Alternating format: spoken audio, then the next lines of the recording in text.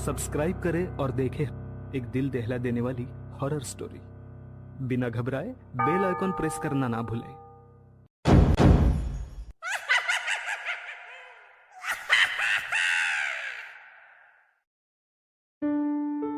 गांव के सरपंच का लड़का राकेश लकड़ियां लाने जंगल में जाता है। राकेश के पैरों के नीचे सूखे पत्तों की आवाज जंगल में सन्नाटे की वजह से साफ साफ सुनाई दे रही थी। ऊपर से सूरज की तपती तेज धूप, आसपास बड़े और पुराने पेड़ भी जंगल को घना बना रहे थे। राकेश जैसे ही लकड़ियां इकट्ठा कर घर जाने के लिए पीछे मुड़ा तो राकेश के सामने एक बेहद हसीन लड़की खड़ी थी। वह लड़की दिखने में किसी स्वर्ग की अप्सरा से कम नहीं थी। बिखरे काले बाल, झील सी गहरी आंखें उसके रूप को साथ दे रही थी। तुम कौन हो और इस जंगल में अकेली क्या कर रही हो? फिर वो लड़की हल्की मुस्कुराती हुई कहती है, मेरा नाम रेशमा है। इस गांव से दूर इस जंगल में मेरा घर है। मैं वहीं रहती हूँ। मैं जंगल में लकड़ियाँ ले जाने आई हूँ।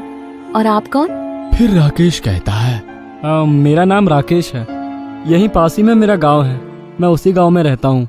मेरे बाबा ने मुझे लकड़ियाँ लाने भेजा है।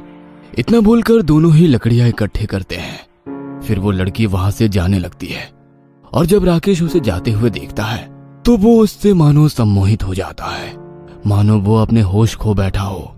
उस लड़की की चाल किसी की भी नजरें लुभाने में काफी थी। राकेश भी उसी के पीछे जाने लगता है, जैसे कि राकेश पर किसी ने वशीकरण किया हो। दोनों उस लड़की के घर में जाते हैं। वह लड़की राकेश से लिपट जाती है और उसे प्यार करने लगती है। दोनों का प्यार चरम सीमा पर था।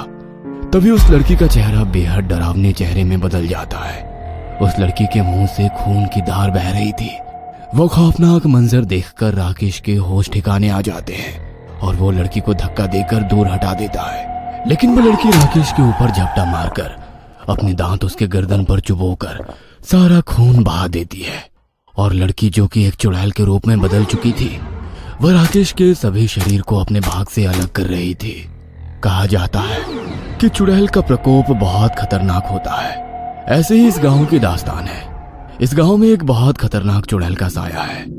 वह चुड़ैल किसी के रूप में आकर अपनी खूबसूरती के जाल में गांव के मर्द के साथ हम बिस्तर होती है और उसे मार डालती है। ऐसा करने से उसकी शक्ति, खूबसूरती और उसकी उम्र बढ़ जाती है।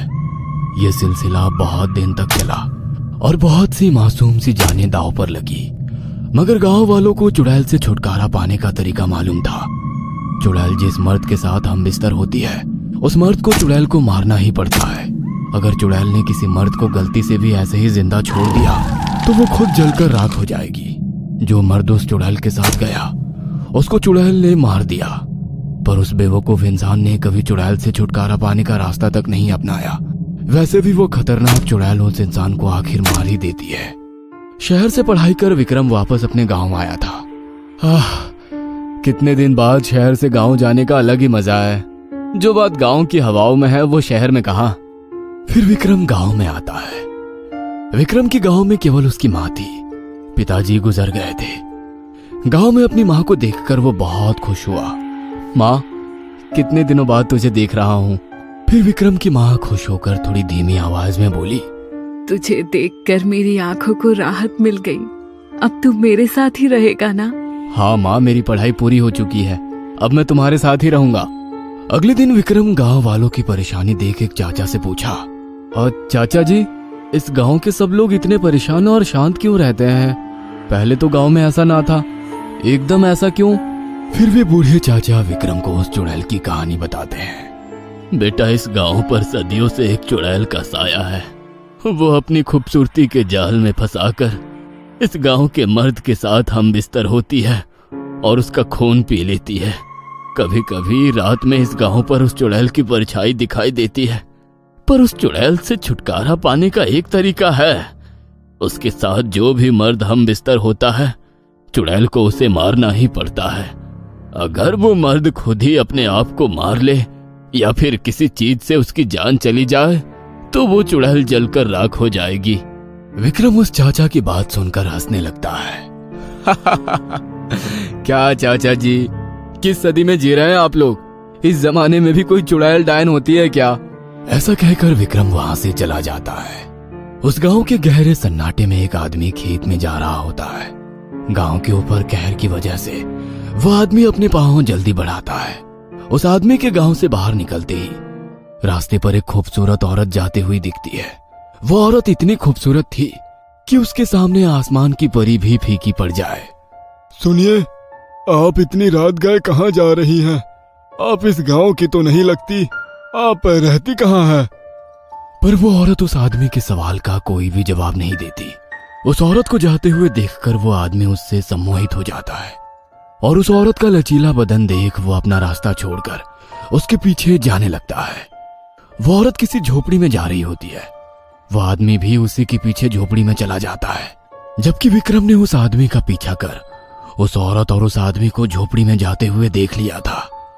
विक्रम वो सब नजारा देख रहा था और फिर विक्रम को उस आदमी की चीख की आवाज सुनाई देती है। उस चीख को सुनकर विक्रम डर के मारे सहम जाता है। अरे, ये आदमी क्यों चिल्ला रहा है? ऐसा क्या हुआ होगा अंदर? उस आदमी की चीख सुनकर विक्रम भागकर अपने घर आ जाता है। कहीं उस चाचा की बात सच तो नहीं है? सच में इस गांव पर चुड़ैल का साया तो नहीं? अगले दिन गांव वालों को एक नई लाश मिलती है और इसी तरह कभी किसी का बेटा मारा जाता है तो कभी किसी का पति। सिलसिला रुकने का नाम ही नहीं ले रहा था। ये मंजर देखकर विक्रम को बहुत बुरा लगता है। ये सब लाशें बेकार नहीं जाएंगी। इन लोगों को मारने वाले को रोकना ही होगा। अगले दिन विक्रम जंगल में एक पेड़ के नीचे हादसे के बारे में सोच रहा था। देखते ही देखते सूरज ढलने वाला था।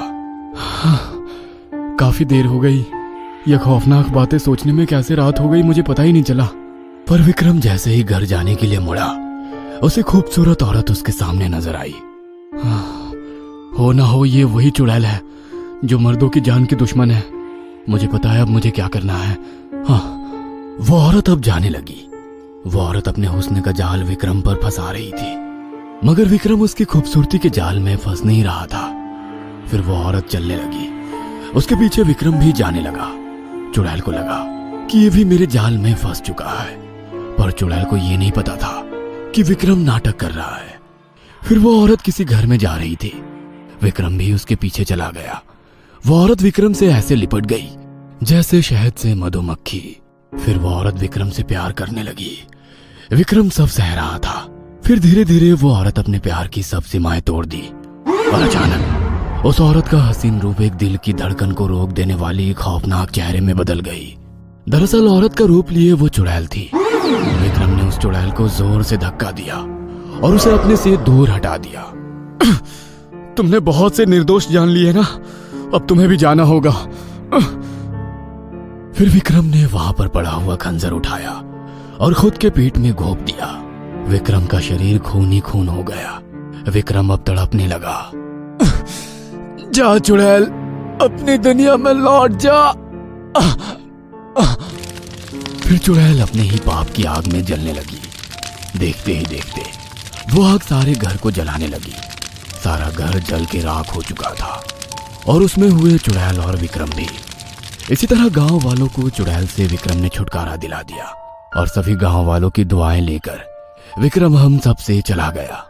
वो कहते हैं ना, जो दूसरों का भला करते हैं वो कभी नहीं मरते। ये कहानी आपको अच्छी लगी हो तो हमें सब्सक्राइब करें, हमारा इंस्टाग्राम और फेसबुक पेज जरूर फॉलो करें। और हाँ दोस्तों, सब्सक्राइब करना भूलना मत।